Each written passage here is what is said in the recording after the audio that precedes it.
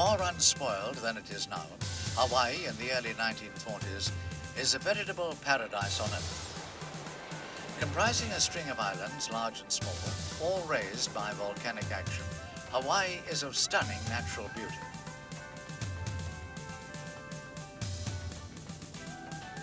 Tall waterfalls, often upswept by the wind, cascade down green mountains. From vantage points scattered among the mountains and along the cliffs, Hawaii offers magnificent views of its natural beauty.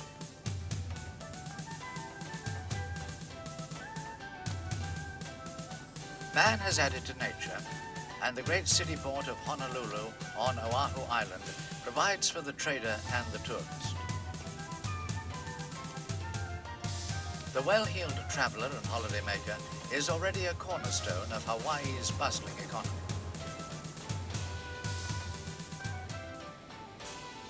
Much of the island's better agricultural land is devoted to the production of sugarcane.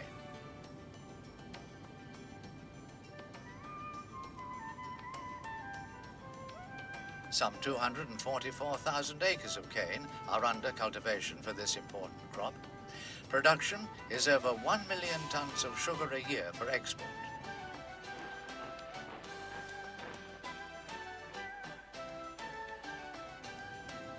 Pineapples are another major export. Some 90,000 acres of the less favorable soil are devoted to the pineapple crop, which yields 13 million cans of fruit per year. With considerable justification, the city of Honolulu on Oahu Island is called the Pearl of the Pacific. Honolulu boasts most of the grand public buildings associated with the modern American city of the time. The island's most important seafront area is Waikiki Beach. Honolulu Harbor is the main gateway to Hawaii.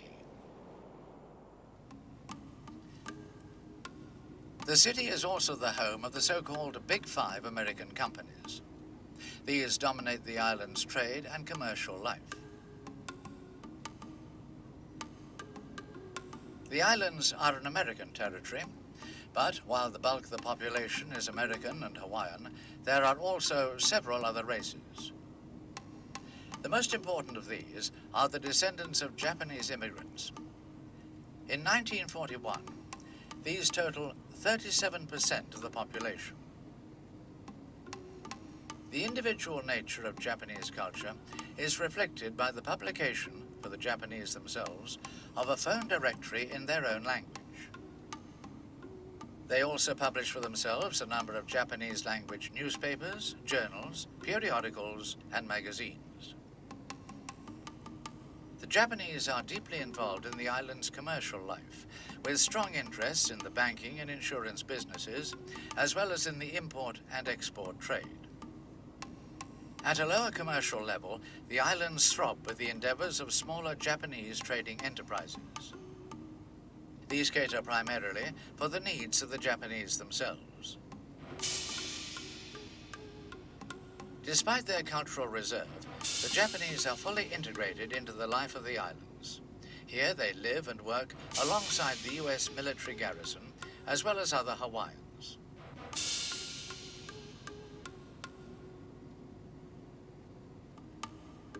Yet, this does not prevent the Japanese from maintaining strong links with their home islands, whose government maintains a large diplomatic presence in Honolulu.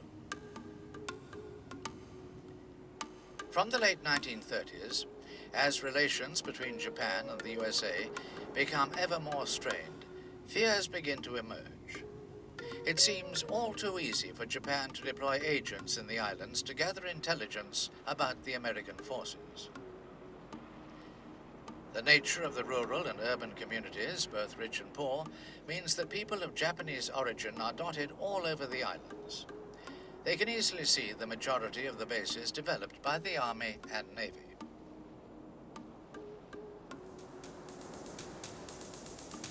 There are, therefore, increasing fears among the Americans that members of the Japanese community are ideally placed to operate as spies or, in the event of war, as saboteurs or fifth columnists.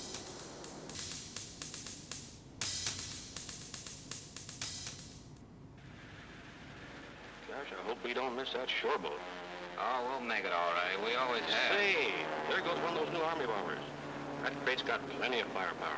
Yeah, in the nose. A guy from Hickam told me that last week in a test they sicked a pursuit on her. Her tail's as blind as a bat. This feeling is increased by the fact that Japan broadcasts in Japanese to their ethnic countrymen in the Hawaiian Islands. There is a growing fear that personal messages transmitted on the radio can be used as the vehicles for coded information.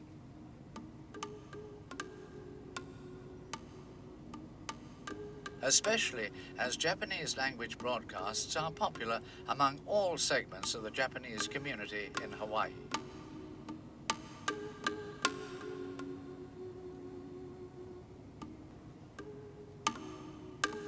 This fear of Japanese agents is not without foundation, moreover, for it is easy for the Japanese to infiltrate such spies onto the islands, and reporting back to Japan is not difficult. Patiently, bit by bit, it is sent out. 今日はポールハーバーに第12番の上代がある。今週の末頃に軍艦ペンシルベニアとネバダが帰るつもりである。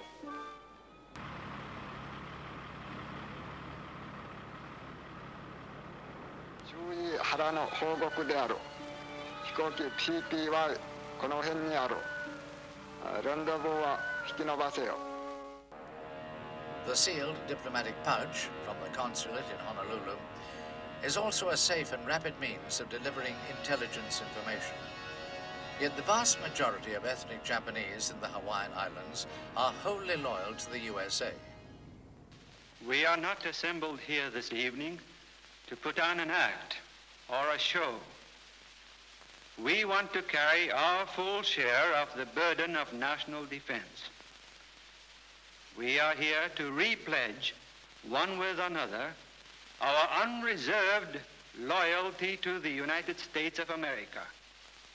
This we do freely, gladly, proudly. There are those who question our sincerity, who doubt our loyalty.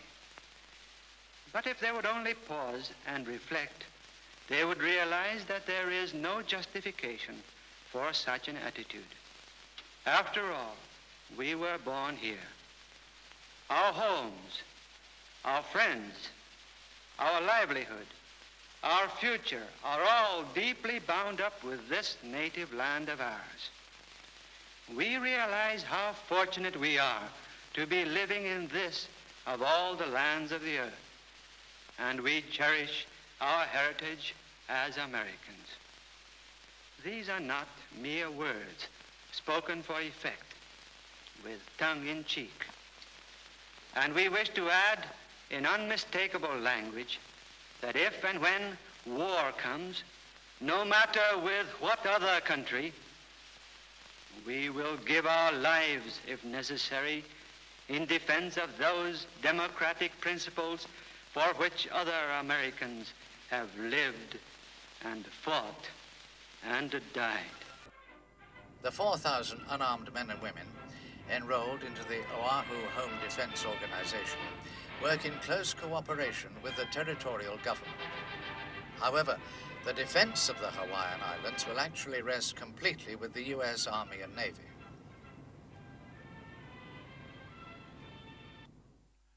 I came from a medium-sized family. I had 2 brothers, 2 sisters, and my father was an electrician, had his own business, his own trade, and he wanted me to become one, which I eventually did. I mean, I worked with him, he taught me the work, and I finally took some schooling for it and became an electrician myself. The work wasn't there then. It was very, very hard. People didn't have much money. I did the best I could at the time. I mean, it was trying times for everybody, and I don't know. I decided then that I had thought the way things were at the time then, there was all talk of war coming up, maybe here and there, and they were discussing how things were over in Europe, especially with Germany and England being bombed and all this. And I myself, I had the feeling that they were forgetting all about the Pacific, because then things didn't look too good to me then. Roosevelt had then put a boycott on all the oil and metal and steel and stuff like that to Japan. And I figured, well, eventually we're going to fight them, because I don't think that they're going to put up with that. I'd read quite a bit on how they had gone through China, and their aims in the Pacific was to control everything out there. I figured we'd fight them out there. So I said, hell, I'm going to join the Army. Couldn't be any worse than the way things were at the time then. So I went and joined the Army and put in for Hawaii at the time, because that's where I wanted to go, and I got sent over there. In fact, I went in the Army in June of 1941. In August of 41, I was in Honolulu, Hawaii. When I got there, I got sent out to a place called Bellows Field. That was a small airfield that they were more or less in the process of building up, because there were only 1 or 2 airplanes were on the field, 2 observation-type aircraft. Well, after that, short period, probably a month or less, I was sent to Hickam Field, the base I was originally scheduled to go to. I got to Hickam and got assigned to my outfit. When we could get a pass to go into town, we'd get all cleaned up, get a pass, go into town.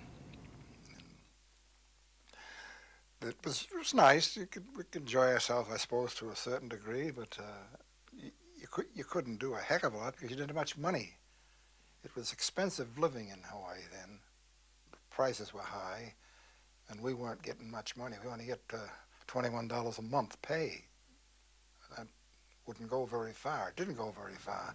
We'd go in town and walk around, roam around, look at the sights, and maybe buy a couple of beers. And that'd be about it for spending money. Buy a pack or 2 of cigarettes. You just had to look around the sites because there wasn't much to do. I mean, for us, for the military, go swimming, went up the beach, up Waikiki Beach and swim, do a little surfboarding, which was a lot of fun. I used to go in and get a chance to get in town on Sunday. I used to go to band concerts on Kapiolani Park. The Royal Hawaiian Band used to put a concert on every Sunday afternoon. It was really nice, quite enjoyable. And it was free, it didn't cost nothing, so that was a bonus for us. In 1940 and 41, there is a considerable build-up of air strength in Hawaii. Special emphasis is placed on local defense, as well as long-range maritime reconnaissance. The B-17 is to locate and destroy invasion fleets at a distance. The consolidated PBY is for deep ocean patrol. The obsolete Curtiss P-36 is a short-range fighter. The P-40 is more modern, but lacks agility and punch. The Bolo is for the maritime reconnaissance bomber task. The TBD Devastator is an obsolete torpedo bomber. The newer Dauntless is a capable carrier-borne dive bomber. The Wildcat is the Navy's most effective carrier-borne fighter. The Navy's Vindicator is a carrier-borne scout and dive bomber. To all intents and purposes, Oahu has become the USA's western defense rampart against a Japanese threat. However, the forces on the island lack adequate reserves, resources, and supplies of all kinds. By late in November 1941, the threat of war with Japan has reached the point at which a secret alert has been issued. However, this alert is directed against the risk of sabotage and an uprising in the islands. It is not against any external threat of attack.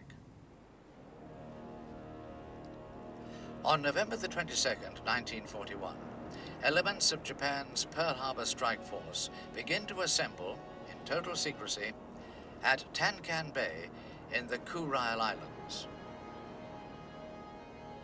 There are 6 aircraft carriers and 1 light cruiser of the 1st Air Fleet. They are given light protection by the fleet's 9 destroyers. Heavy protection comes from 2 battleships and 2 heavy cruisers of the support force.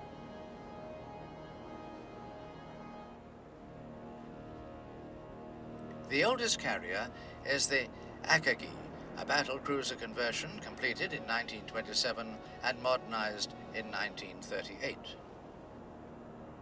The Kaga is a battleship conversion completed in 1930 and modernized in 1935. Agaki and Kaga are the 1st carrier division. The Soryu is one of the Japanese Navy's experimental carriers, launched in 1935 and completed in 1937. The Hiryu is a scaled-up development of the Soryu, completed in 1939. Hiryu and Soryu comprise the 2nd carrier division. The Shokaku and Zukaku are brand new sister ships, completed only 4 months earlier. They make up the 5th carrier division.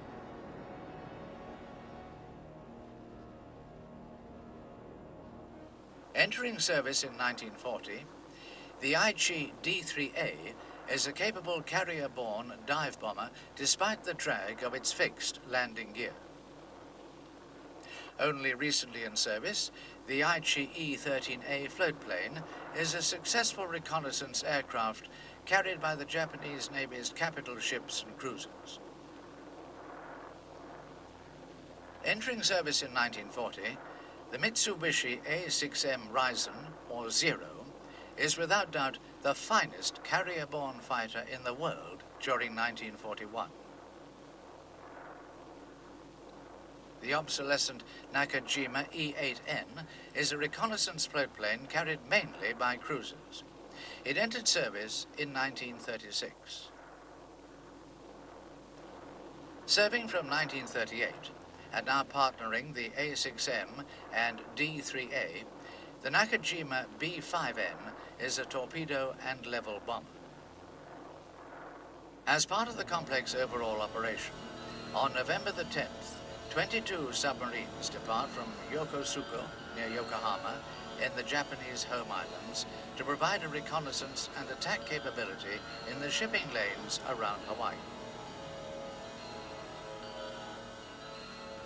On November the 18th, a further 5 submarines depart Kobe, detailed to operate around Oahu. They each carry a midget submarine for a planned penetration of the American base at Pearl Harbor. At 900 hours on November the 26th, 1941, the ships of the Pearl Harbor Strike Force, under the command of Vice Admiral Chuchi Nagumo, depart Tankan Bay. As they cross the unfrequented North Pacific, the ships of the task force maintain total radio silence. On December the 2nd, Nagumo receives the coded message, Nitaka Yama Nobo, meaning climb Mount Nitaka. He is now operating to a strict timetable that may only be broken if his force is discovered. Completely undetected by the U.S. forces, the ships of the strike force arrived to the north of the Hawaiian Islands late on December the 6th and turned south for the run into the target.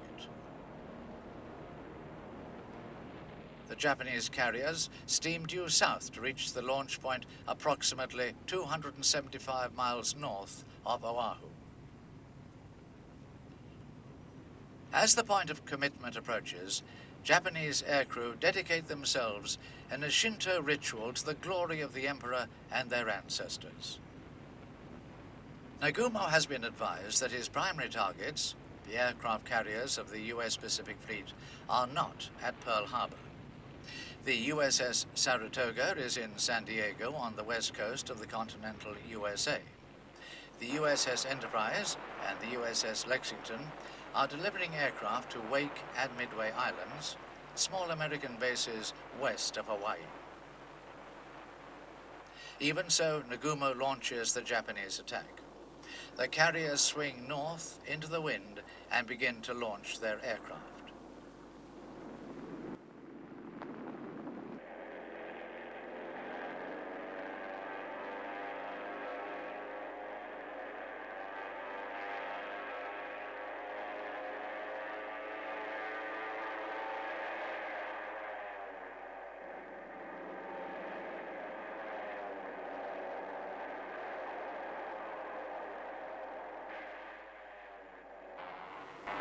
By 06:15 hours, 183 Japanese aircraft have taken off. Even as the Japanese embassy in Washington is falling behind schedule in its efforts to decode and deliver Japan's declaration of war, the first wave of Japanese warplanes forms up. Under the leadership of Commander Mitsuo Fujita, the Japanese aircraft stream south toward Oahu.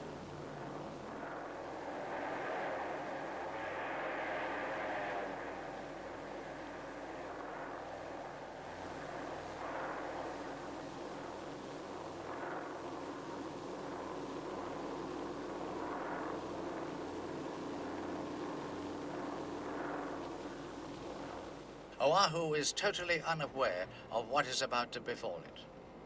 Lying peacefully in Pearl Harbor itself are 70 warships and 24 auxiliary ships of the U.S. Pacific Fleet. This total includes 8 battleships, 2 heavy and 6 light cruisers, and 29 destroyers, together with various other smaller vessels.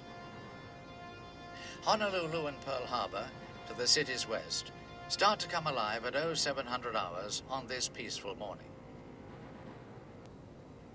There is no inkling of what is about to shatter the peace, and routine maintenance and Sunday recreation are the orders of the day. At Kaneohe Naval Air Station on Oahu's eastern coast, a chaplain holds a field mass for the pre-Christmas season. Shipmates, today is the third Sunday of Advent, the 7th of December, which means that Christmas is not far ahead. I don't have to remind you fellows that the old Lurleen is about to shove off, carrying Christmas gifts and letters to the home side. Why not buy them a few presents? You might get Mother a Pikaki lei, or little sister a hula skirt. I think they'd rather have something from little Johnny out here in Hawaii. This is the time when you're going to be missed. So send them a present for Christmas. But that letter is so important, however. Don't put that off. The first warning is sounded at 0702 hours. Private Joseph L. Lockhart, training on the radar at Opana on the northern tip of Oahu, detects a large formation of aircraft to the north. He reports his findings to the Control Information Center.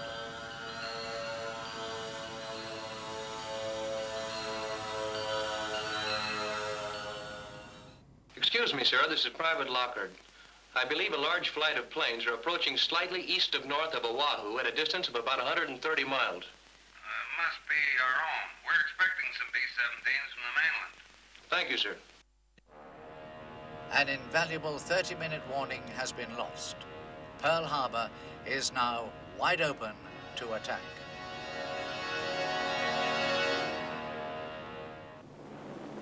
In the early light of December the 7th, 1941, 183 Japanese warplanes wing their way south towards Oahu.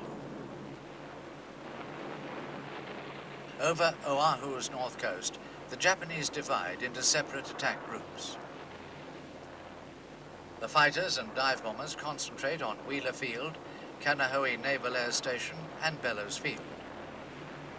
The torpedo bombers and level bombers tackle Pearl Harbor, Ford Island, Iwa, and Hickam Field. In the first wave of Japanese attackers are 49 B-5N level bombers, each carrying a 1,600-pound armor-piercing bomb.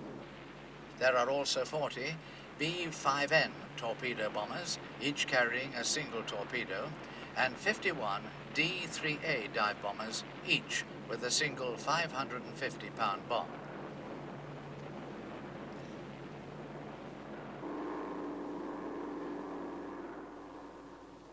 They are escorted by 43 Zero fighters. The US targets below are totally unprepared.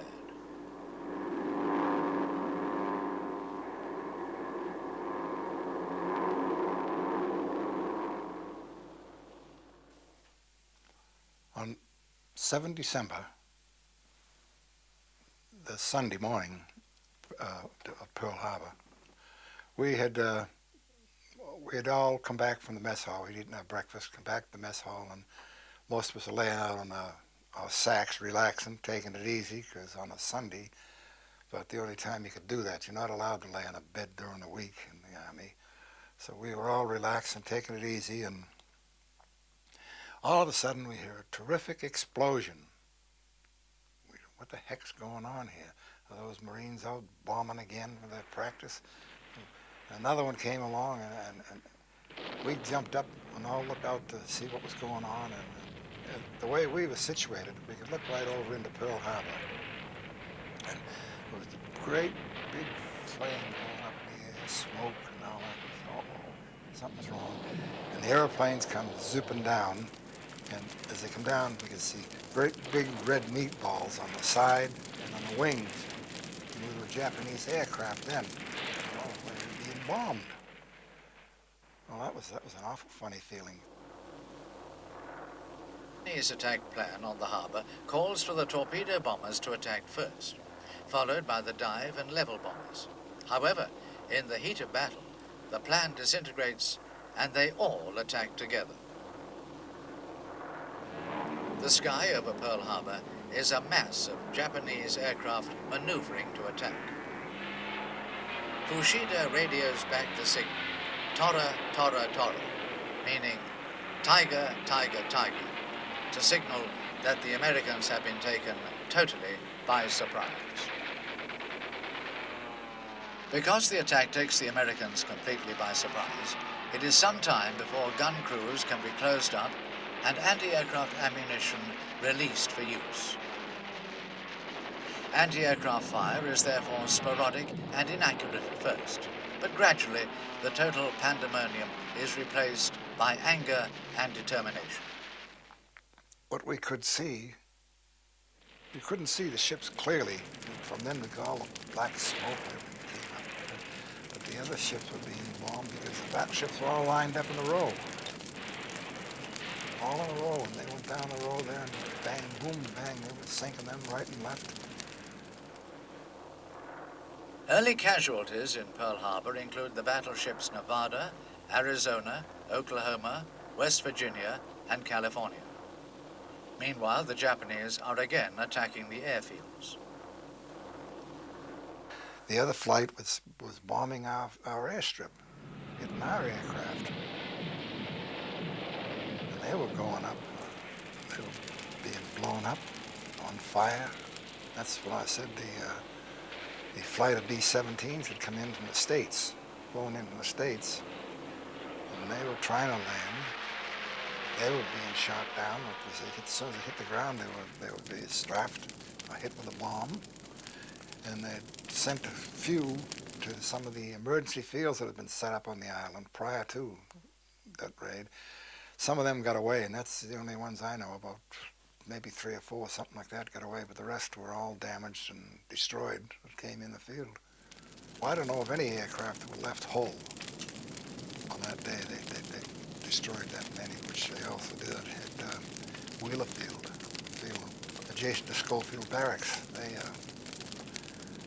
lost almost their aircraft there because there's only 2 or 3, maybe 4, got up and was able to fight back. As far as the Japanese, that's the only ones that got up. But the rest of them were all destroyed on the runway because they're all lined up. In fact, The Japanese attacks have destroyed 188 American aircraft and damaged 159 more. All the U.S. airfields attacked are littered and wrecked with damaged aircraft before the Japanese call off their assault and return to their carriers. But it isn't over yet. A second wave of Japanese attackers begin to take off at 07:1500 hours.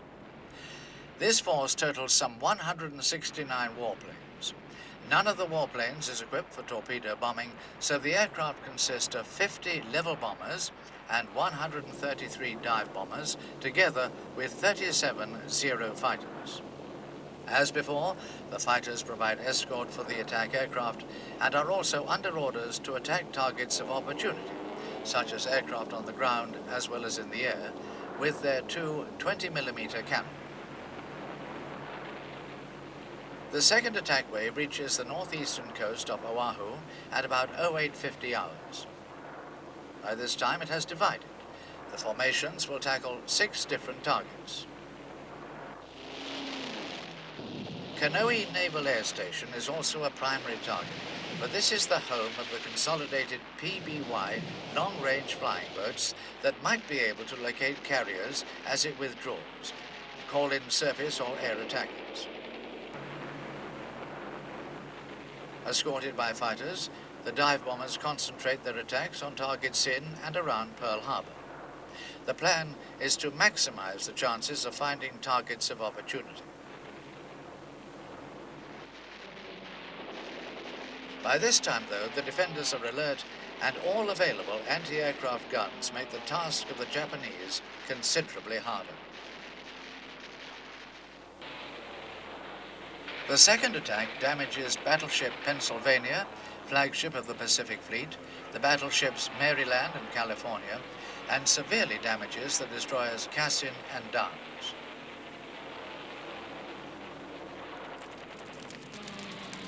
Only slightly damaged, the battleship Nevada tries to leave Pearl, but she comes under concentrated attack and is beached, so she does not sink in the mouth of the harbor and block it.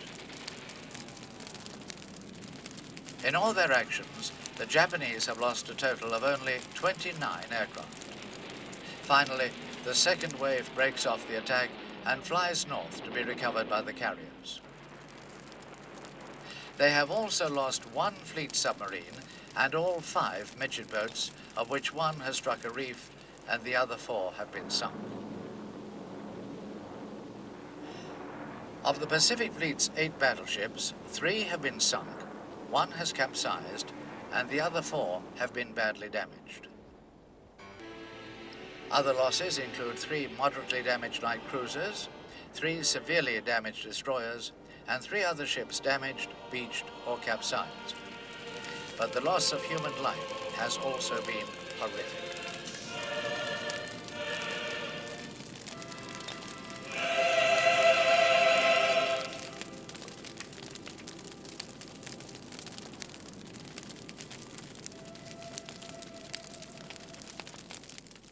Well, after the raid,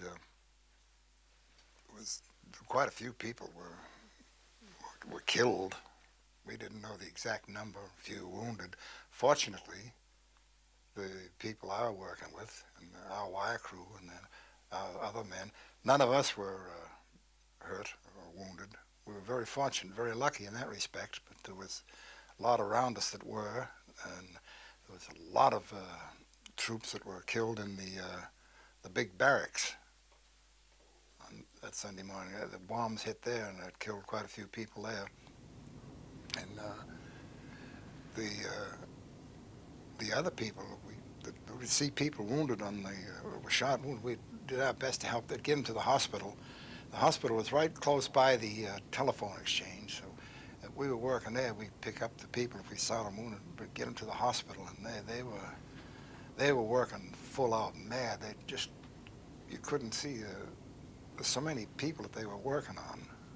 We didn't know for sure how many people were actually killed or wounded on that day till much later on.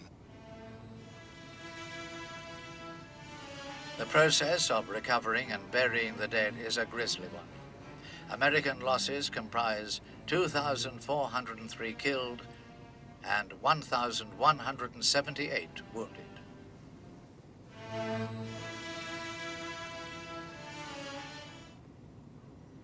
The Imperial Japanese Navy is quick to announce the nature and details of its stunning success. 帝国海軍は本8日未明、ハワイ方面の米国艦隊並びに航空兵力に対し Japan's press corps is quick to trumpet the apparently enormous success of the Imperial Japanese Navy's triumph. Again, though, the long-term implications of the attack are ignored for the short-term propaganda coup. General Hideki Tojo, the Prime Minister of Japan, reads the imperial rescript issued in the name of the Emperor Hirohito. The rescript declares a state of war. It also calls on the Japanese people to shoulder the burden of sacrifice that will be necessary to secure the future of the Japanese Empire.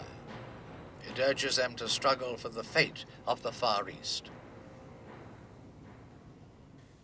Before the outbreak of the war, 1941, we already sensed that something going to happen. Second World War and Pacific War is going to happen. And we feared very much. So when the war started and Japan attacked Pearl Harbor, I remember that my parents were very scared. So I was only 10, and I was protection of my parents. But everybody talking about it's going to have a tragedy, big tragedy in future. As I remember. Early on the morning of December 8th Japanese time, December 7th Pearl Harbor time, the telephone rang at about 7 o'clock in the morning that the Japanese Foreign Secretary wanted to see my father.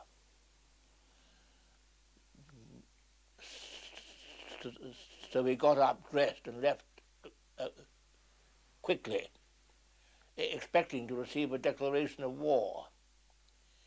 Instead of that, he was just informed by Mr. Togo that, sadly, negotiations had been broken off.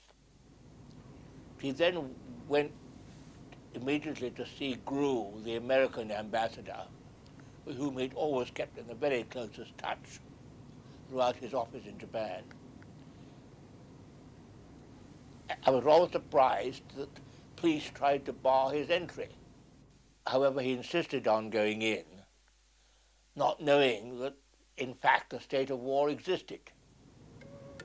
Meantime, the Japanese cook and servants came up to tell my mother, after my father's departure, that they'd heard that there were Japanese attacks at Hong Kong and Malaya.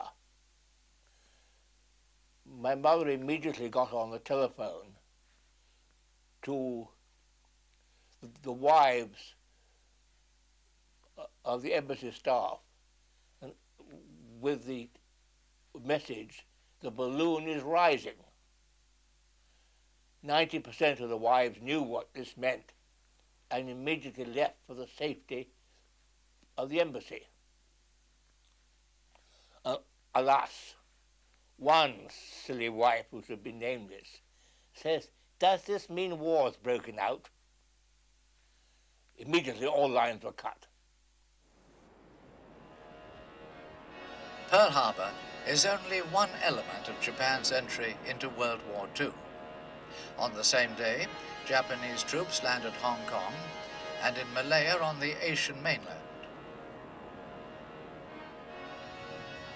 As they quickly reveal in Hong Kong, the Japanese are highly capable, if brutal soldiers, and soon the British and American forces are in severe difficulty.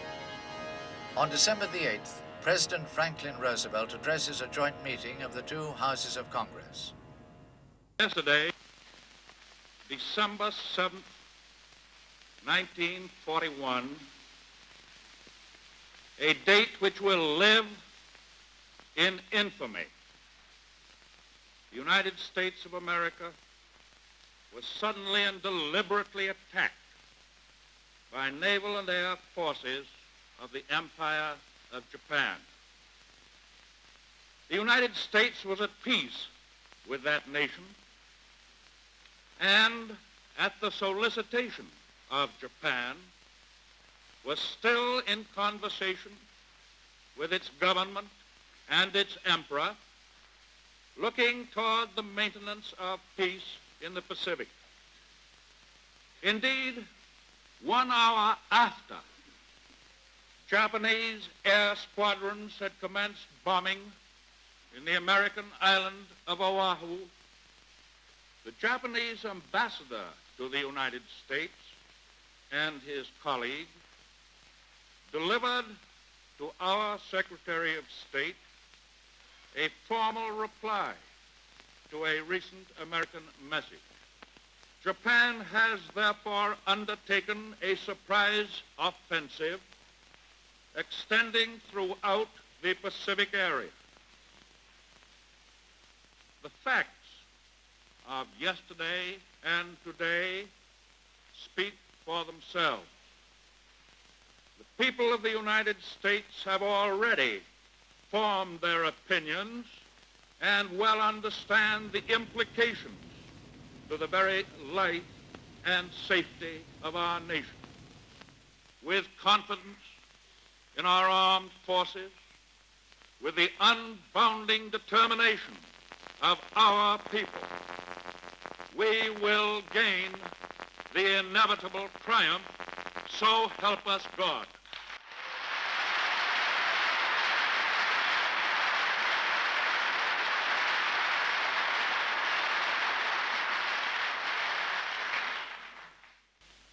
I ask that the Congress declare that since the unprovoked and dastardly attack by Japan on Sunday, December 7th, 1941, a state of war has existed between the United States and the Japanese Empire.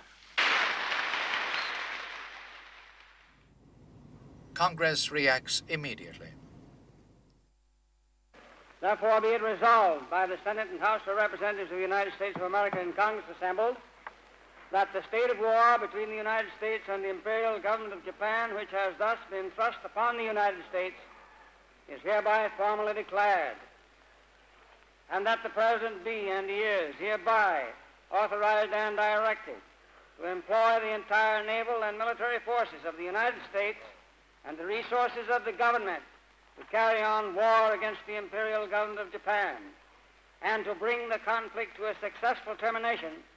All of the resources of the country are hereby pledged by the Congress of the United States. Is the second demanded? American reaction is resolute. No, the feeling that after the raid was like I say, extreme anger. They don't believe that they had any idea in their mind that we'd lose it, if the war now.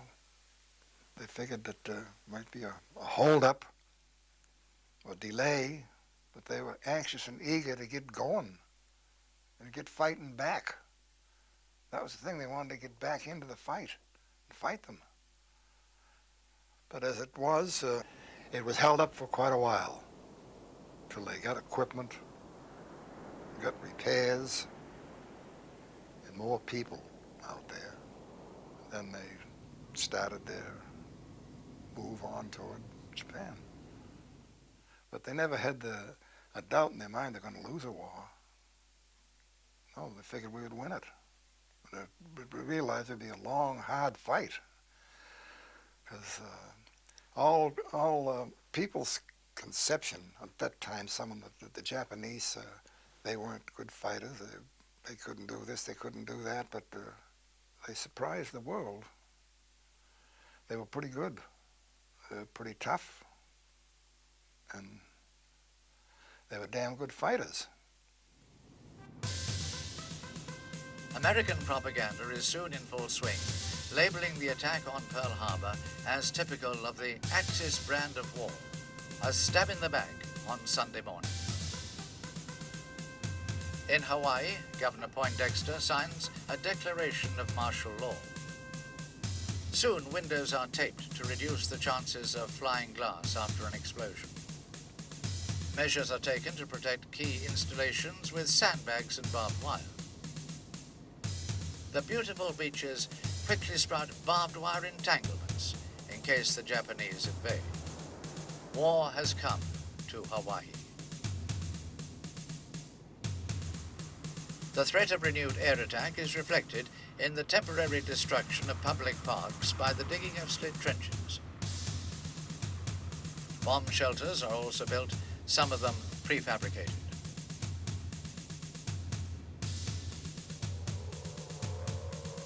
An air raid warning system is created with sirens to advise of the approach of aircraft.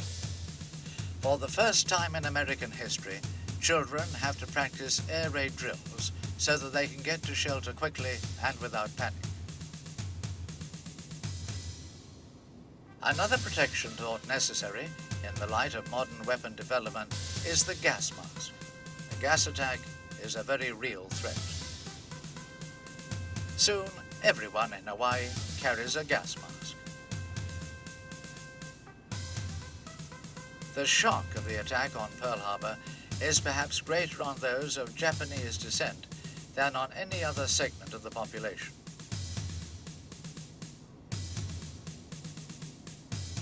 Soon, every vestige of written Japanese has been covered, removed, or otherwise altered to reflect American rather than Japanese allegiance. Almost as soon as the last Japanese aircraft leave after their attack on Pearl Harbor, the first plans are drawn up to evaluate the damage. Only in this way can the task of repairing the crippled ships be done most effectively. The Pacific Fleet can then be restored to the greatest possible strength in the shortest possible time. A key man is Captain H.N. Woolen of the Bureau of Ships and an expert in salvage and repair. In an extraordinarily short time, those facilities at Pearl Harbor spared by the Japanese are working round the clock to get the damaged ships back into commission. The rules are generally forgotten, and a superhuman effort of hard work and ingenuity provides the stream of repairs that get less damaged vessels back into service. Work proceeds as quickly under the water as the yard crews strive to provide the fighting men with the weapons they need to take the war to Japan.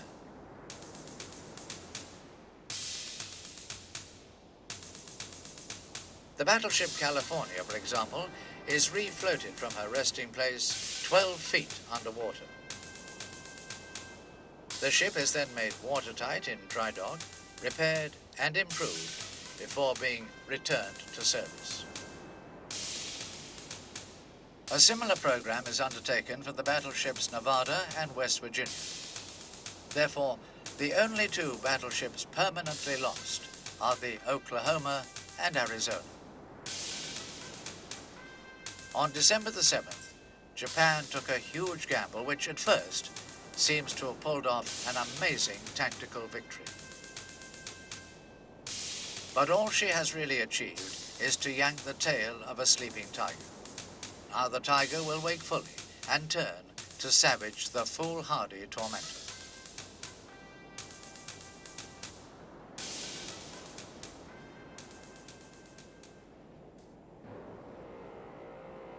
On the same day that the Japanese Navy strikes Pearl Harbor, the Japanese Army starts a series of concerted offensives against the Allied powers in Southeast Asia.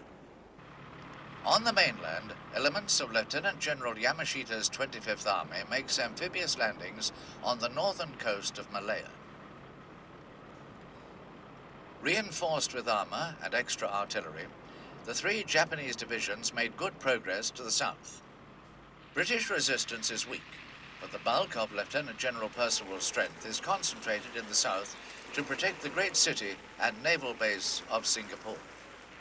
The Japanese require only limited supplies, as they are comparatively simply equipped and trained to live off the country. The 25th Army is reinforced by men from the Japanese garrisons in southern Indochina and Thailand, both now firmly in Japanese hands. The Japanese sweep quickly south on both sides of the Malay Peninsula. On December the 8th, 1941, the Japanese turned their attention to the Philippines. Plans are already prepared for an invasion and occupation of that country. The Japanese strike the Filipino and U.S. airfields on Luzon. They destroy over 100 aircraft, mostly on the ground. Further evidence of Japanese air capability comes on December the 10th, when two British capital ships, the Prince of Wales and Repulse, are sunk by Japanese land-based warplanes. The Japanese make great capital out of the sinkings, emphasizing the power of the Nipponese Empire, which utilizes both modern weapons and Japanese courage and determination.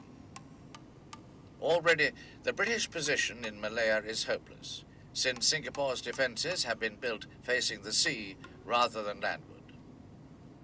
We didn't have a boys in our family, but my family was, especially parents, were very worried about the effect on the nephews, because they are at the right age for the conscription.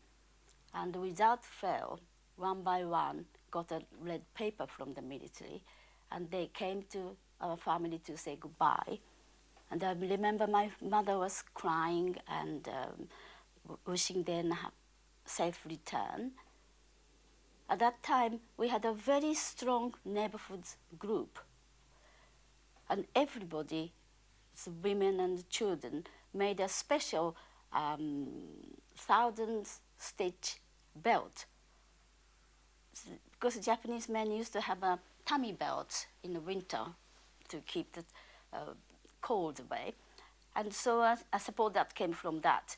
And we all made a 1,000-stitch belt, and everybody, as many people as possible, put the stitches on the belt and gave it to the soldier like a good luck charm.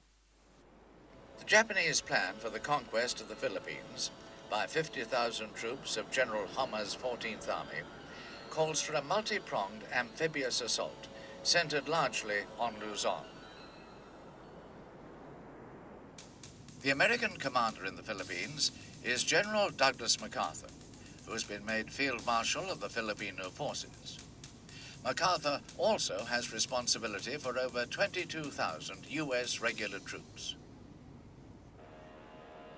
Overwhelming Japanese naval strength completely negates the limited power of Admiral Thomas C. Hart's U.S. Asiatic Fleet. Preceded by devastating air attacks, the Japanese start to land on Luzon during December the 10th, 1941. The main landing at Lingayen Gulf follows on December the 22nd, and by the 31st, the Japanese have landed on other Philippine islands to the south, effectively isolating Luzon. These new conquests will provide launching points for the offensive against the Dutch East Indies. The assault on Luzon has been carefully planned, and the divisions move south towards the Philippine capital, Manila. The city is soon bombed, dispiriting the civilian population and disrupting MacArthur's defenses. By now, the air base at Clark Field has been destroyed. Like the British, the U.S. has completely underestimated Japanese air strength. The U.S. Far East Air Force has been destroyed. By the end of 1941, the Japanese forces are in sight of Manila, declared an open city, but still being bombed. By this time, MacArthur has decided to concentrate the surviving U.S. and Filipino forces on the Bataan Peninsula. Here, MacArthur hopes that his forces can hold on until a relief force arrives. The Japanese take Manila on January the 7th, 1942. their forces on Luzon now concentrate on the reduction of the American and Filipino forces holding Bataan. The Japanese claim to have liberated the Philippines from colonial rule and pushed the advantage of living in the greater East Asia co-prosperity sphere. On March the 11th, MacArthur is evacuated from Bataan by PT boat and is sent to Australia. All resistance on Bataan ends on May the 6th. Japan's next objective, after Malaya and the Philippines, is the Dutch East Indies. The operations start on February the 14th, 1942, with airborne landings on Sumatra. These are followed by numerous amphibious assaults over an ever-increasing area of the East Indies. An Allied shortage of weapons and supplies does nothing to help check Japan's progress through the islands. Japanese airborne operations also demonstrate that the Allies are being outgeneraled and outfought.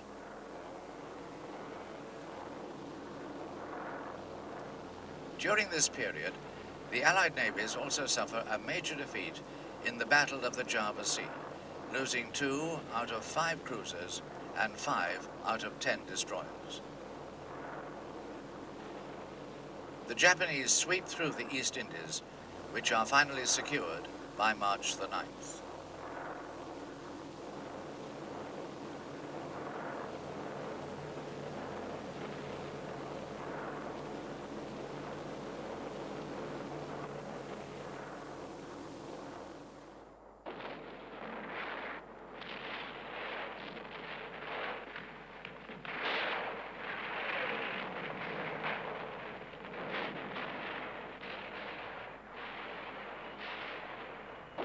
By the end of January 1942, the British have lost all of Malaya except the island of Singapore. On February the 8th, the Japanese cross the Strait of Johor under cover of heavy air and artillery bombardment. They then advance across the island towards the city of Singapore, taking many prisoners on the way. By February the 15th, General Percival concedes that all is lost and seeks to obtain terms from the Japanese. The British negotiating party proceeds, under Japanese escort, to the heavily camouflaged Ford building. General Yamashita, known as the Tiger of Malaya, will not negotiate and demands immediate and unconditional surrender. Percival has no option but to capitulate, and the Malayan disaster ends on February the 15th. The British have lost almost 139,000 British troops, most of them taken prisoner. Japanese losses are just under 10,000 men. Northern Australia is now within range of Japanese air attack from the East Indies. On February the 19th, 1942, the Japanese launch a raid on the port city of Darwin. The Japanese strength is 90 aircraft, comprising 72 bombers and 18 fighters.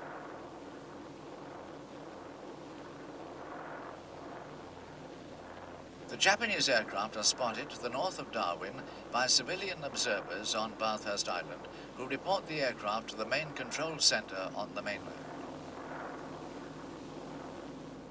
At the control center, the raid is assessed, the defenses are alerted for action, and the city is warned of the forthcoming attack. The Royal Australian Air Force has only limited fighter strength in the area, but the available aircraft are nonetheless committed. The Japanese fighter escorts prove more than a match for the Australian fighters, and the attackers therefore suffer only small losses during the raid. On the other hand, they cause severe damage to the port of Darwin and also cripple several of the ships in the harbour with their accurate bombing. Darwin becomes a regular Japanese target until the arrival of larger numbers of more modern fighters drives Japanese losses to an unacceptably high level. My father strongly believed the Japanese made a great mistake in striking south towards Australia, exposing their long lines of communication to naval attack from the Americans. If, on the other hand,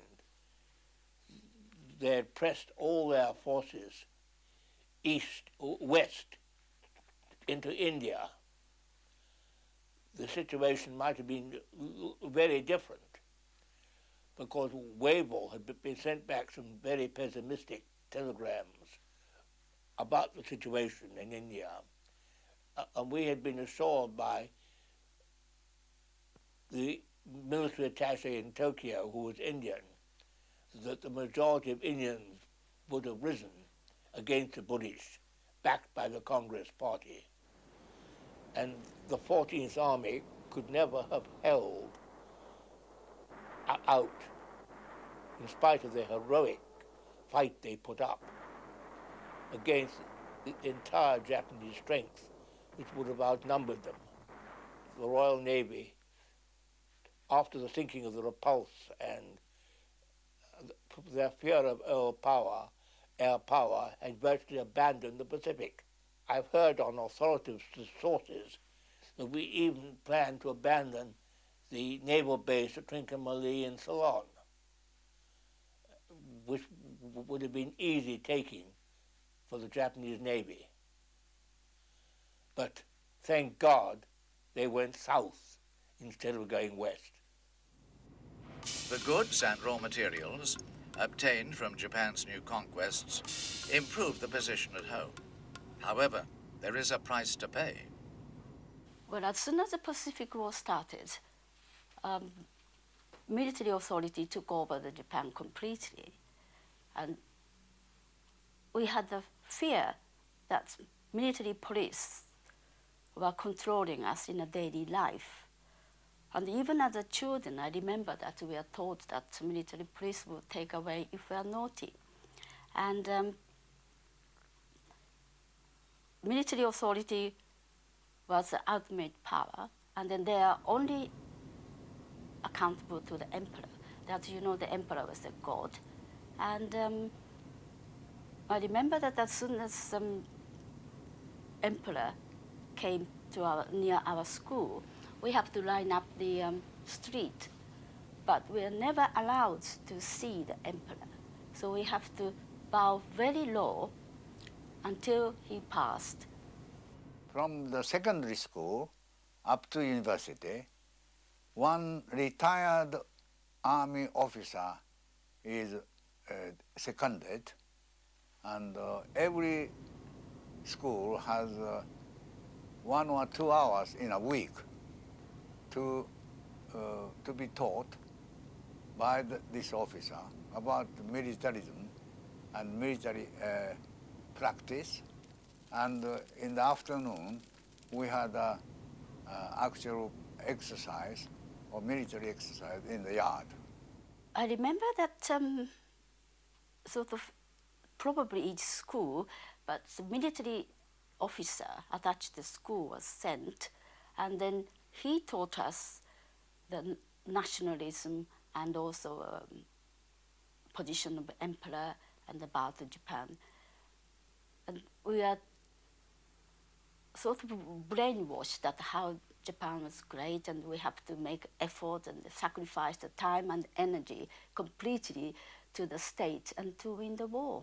I think my older sister were trained during the war to fight with the American soldiers in case they landed.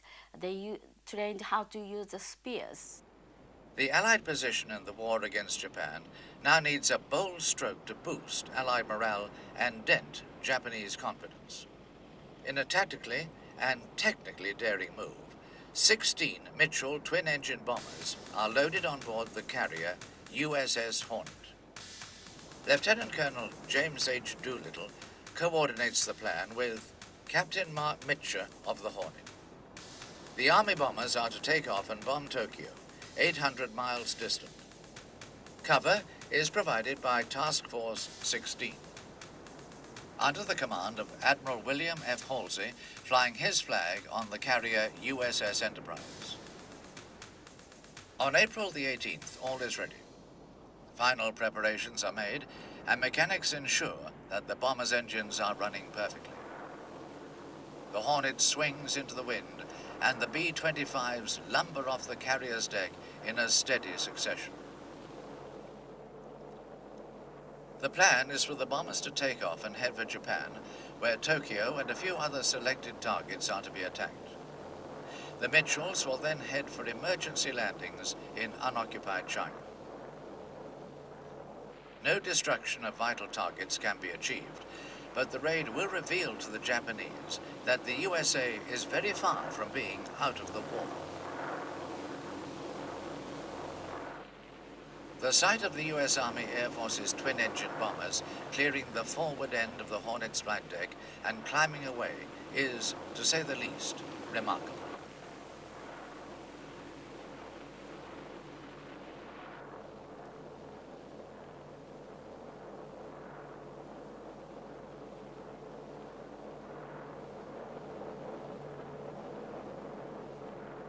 Halsey calls the mission one of the most courageous deeds in all military history.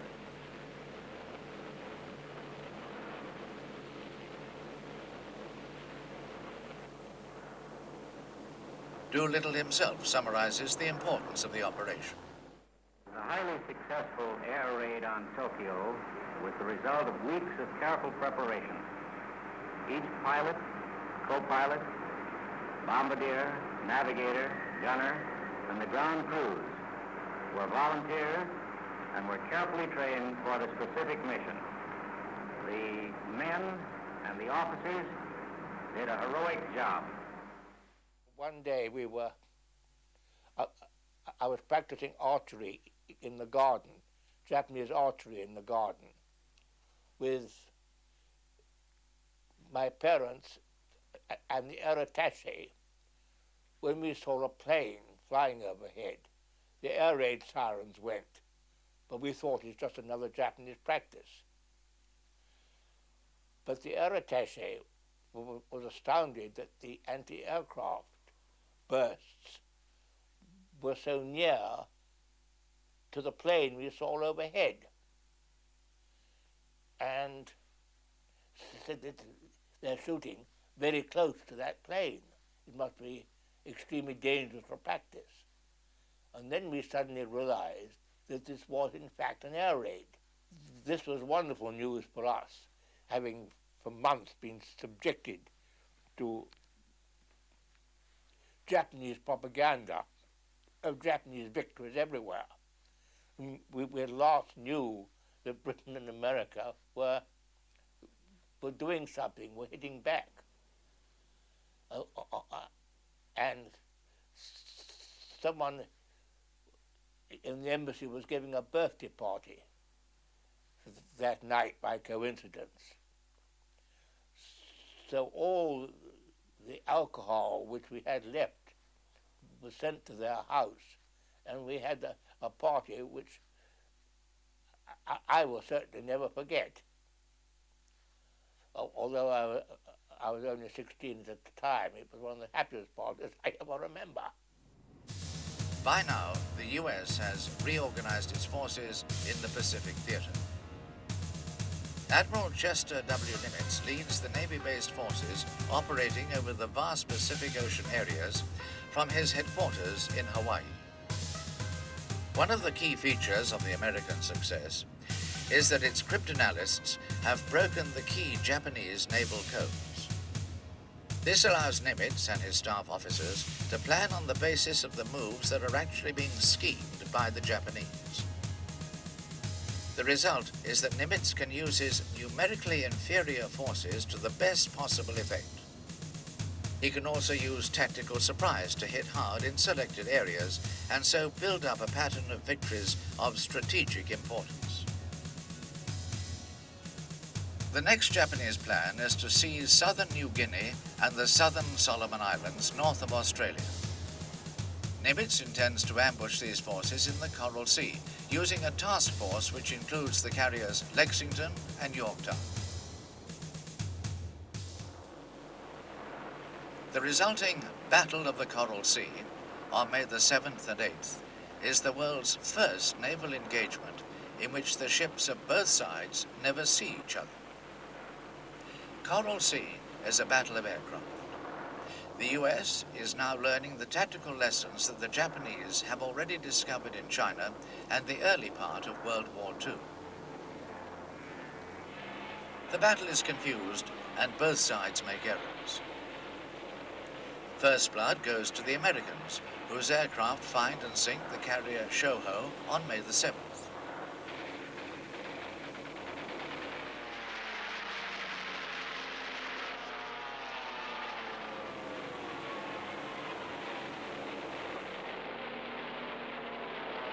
On the following day, US carrier warplanes again find the Japanese fleet and inflict severe damage on the Shokaku.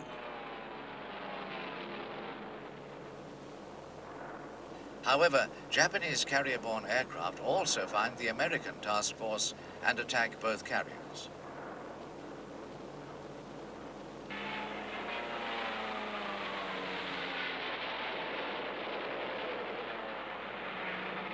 The Yorktown is badly damaged and the Lexington is hit and sunk.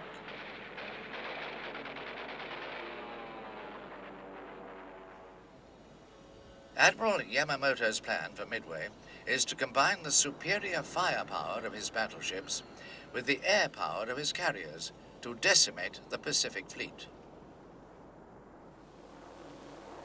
Warned by his decoders of the Japanese plan, however, Nimitz prepares a strategy designed to give his outnumbered forces a tactical edge.